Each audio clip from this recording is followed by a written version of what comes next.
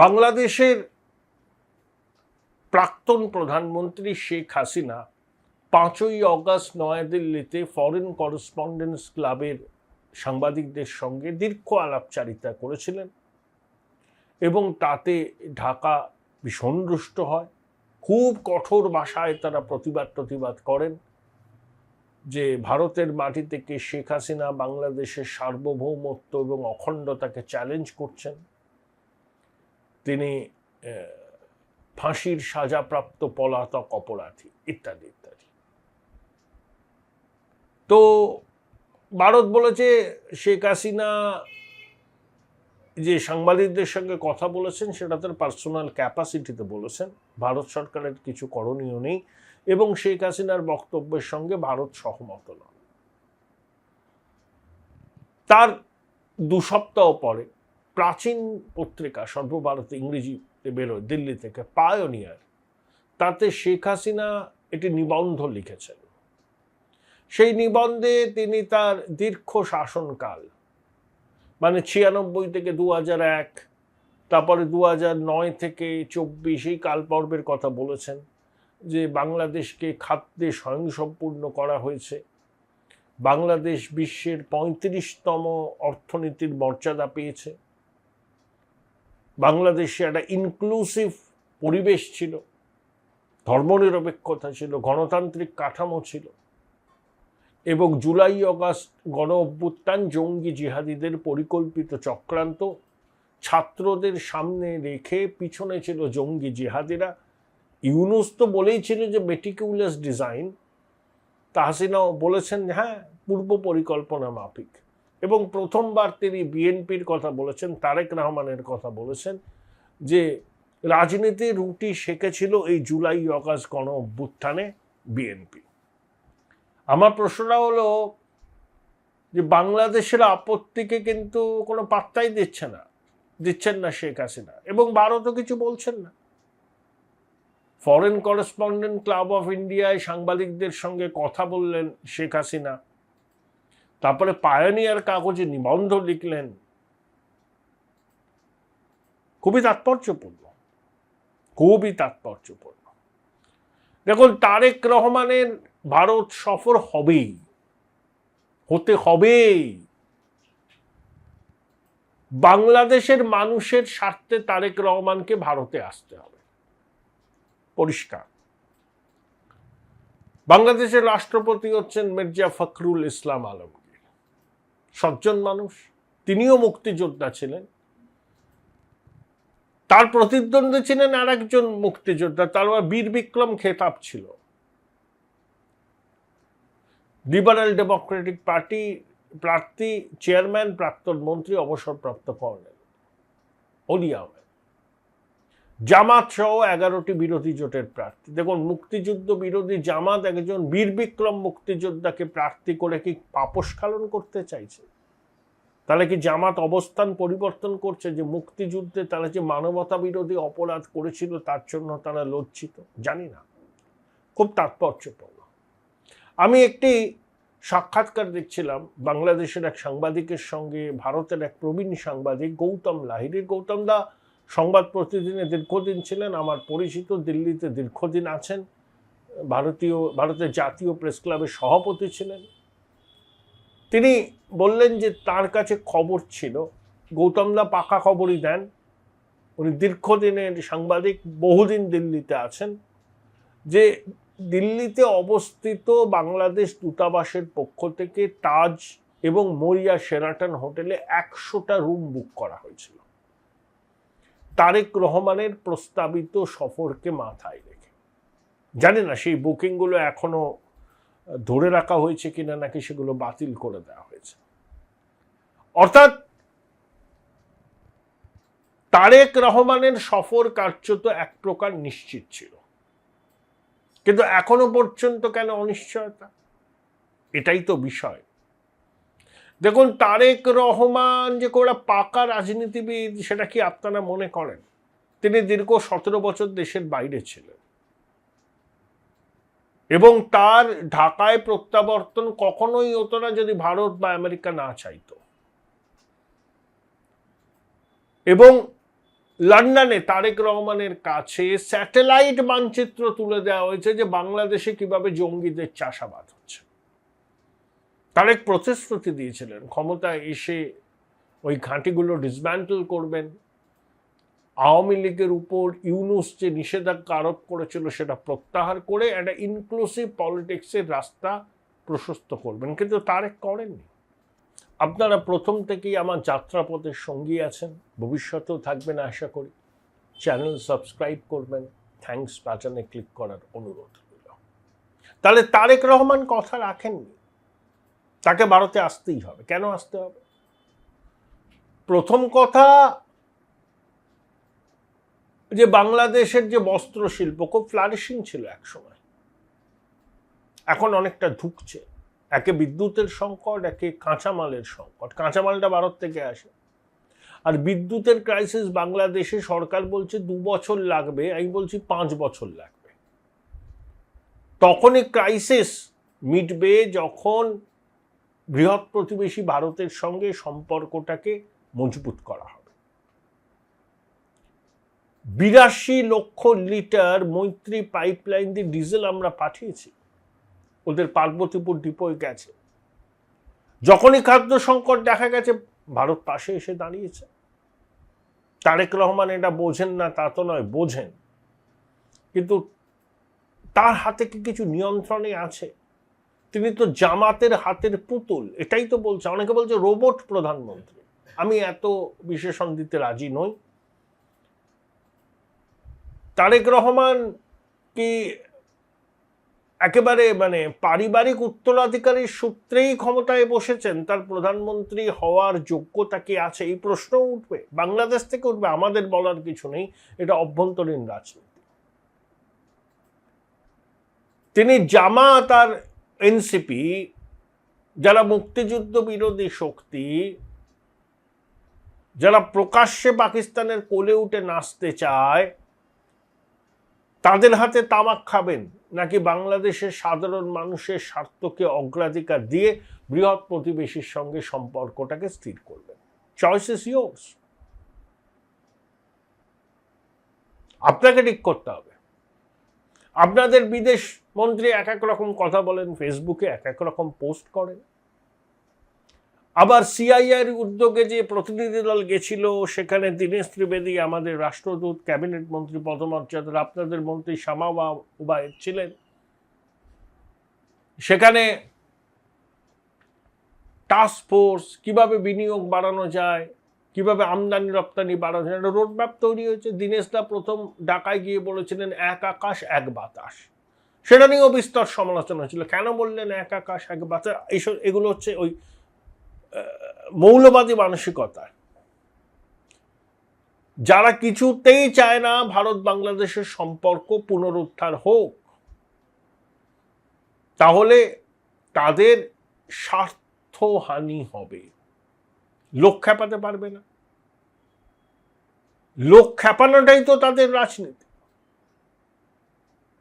আচ্ছা, এই যে শেখ হাসিনাকে প্রত্যর্পণ করতে হবে 2013 চুক্তি, আচ্ছা বারবার তো বাংলাদেশের সবাই বলেন, হুক্কা হুয়া, জামাত, এনসিপি, বিএনপিরও কিছু নেতা, যে শেখ হাসিনা বাংলাদেশকে ভারতের কাছে বেচে দিয়েছেন। এমন এমন চুক্তি করেছেন যে চুক্তিগুলো বাংলাদেশের স্বার্থ রক্ষিত হয়নি।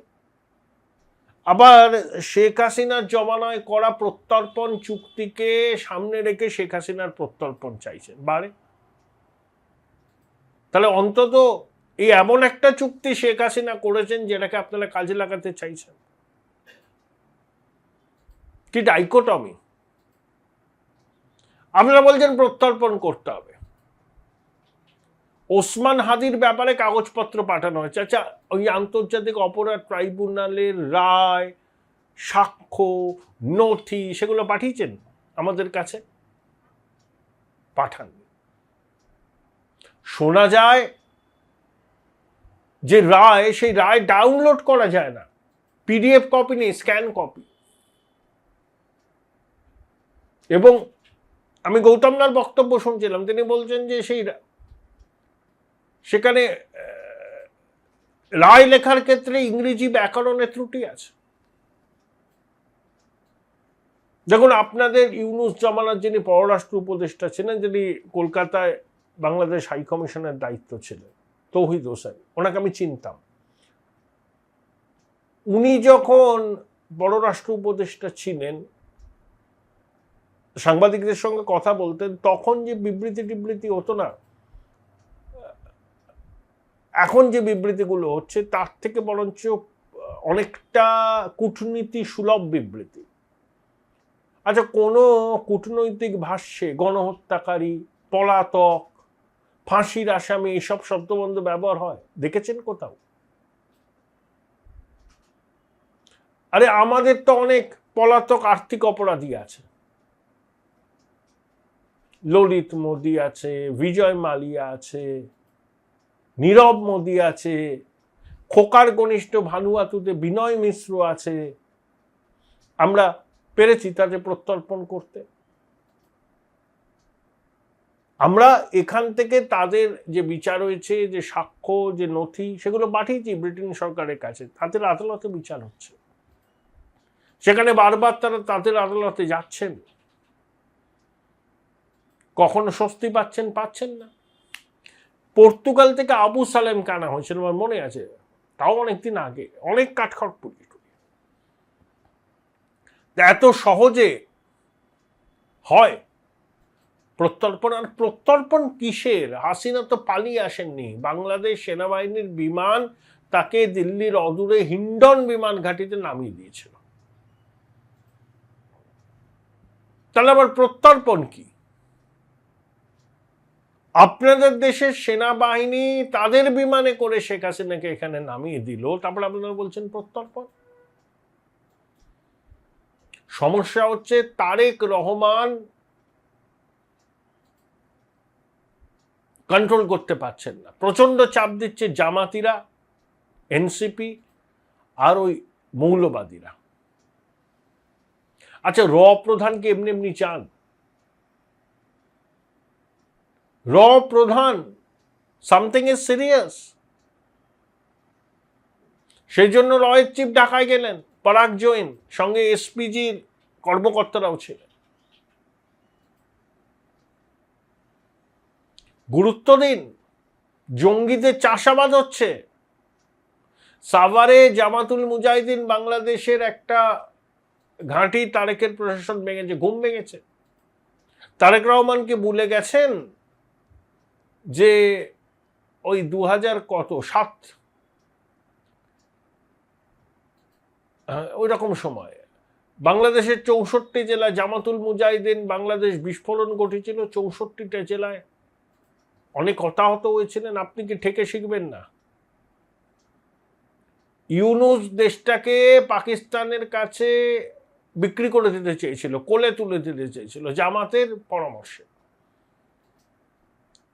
ওষুধখোর বৃদ্ধ শুধু ধান্দা মাল কামানো আর অবৈধভাবে ক্ষমতা দখল করা। ও কোনো পদ একবার পেলে সেই পদ থেকে সরতে চায় না। এই খলিলুর রহমান ওরফে রজার রহমান হচ্ছে ইউনুসের মনোনীত তারেকের বিদেশ মন্ত্রী। ও গোলা জলে কনস্ট্যান্ট মাছ ধরছে, ব্যক্তিগত স্বার্থ আছে। আরে আমাদের কাগজেও বলছে কেন ভারত এত নমনীয় অবস্থান নিচ্ছে। আরে ভারত নমনীয় অবস্থান নিচ্ছে কারণ বৃহৎ প্রতিবেশী বাংলাদেশ, 4000 কিলোমিটারের উপর সীমান্ত, জঙ্গিবাদের চাষাবাদ হচ্ছে। উই ক্যানট চেঞ্জ আওয়ার নেবার। আমরা আনএক্সপেক্টেড উপহার দেব, অবশ্যই দেব, এবং আমরা এটা প্রমাণ করে দেব তারেক রহমানও আওয়ামী লীগের মতোই ভারতের সঙ্গে সদ্ভাব রেখে চলবেন। তাকে চলতে হবেই। তাতে দেশের মাটিতে জামাতিরা, জেহাদিরা, মৌলবাদীরা যতই রুষ্ট হন না কেন, বাংলাদেশের মানুষের নিরাপত্তা এবং তাদের সুস্থ সামাজিক জীবনযাপন, রুটি রুজি, ব্যবসা বাণিজ্য সবকিছু যাতে নিরুপদ্রবে চলে, সেই জন্য বৃহৎ প্রতিবেশী ভারতের সঙ্গে সম্পর্ক পুনরুদ্ধার জরুরি। যত তাড়াতাড়ি এটা তারেক রহমান বুঝবেন, তত তার মঙ্গল, বাংলাদেশের মানুষের মঙ্গল। তাই জামাতি আর ওই এনসিপির চাপ থেকে মুক্ত হয়ে তারেক চলে আসুন, তাকে আসতে হবেই। আরে লাল কার্পেট তো প্রধানমন্ত্রী নরেন্দ্র মোদী সবার জন্য বিছিয়ে দেন, প্রয়োজনে তিনি এয়ারপোর্টে গিয়ে তারেককে রিসিভ করবেন, কোনো অসুবিধা নেই। একটা হাগিং ডিপ্লোম্যাসি তো চালু আছে, সেটাও হবে। অনেক উপহার নিয়ে ফিরবেন, গঙ্গা জল চুক্তিও তো হবে। বলেছি না আমরা কিউসেক সর্বস্ব পাটিগণিতে সীমাবদ্ধ রাখবো না, গঙ্গা জল চুক্তি, তিস্তা জল চুক্তিও হবে। আপনাদের ওই পানি সম্পদ উন্নয়ন মন্ত্রী বলেছেন তো অ্যানি,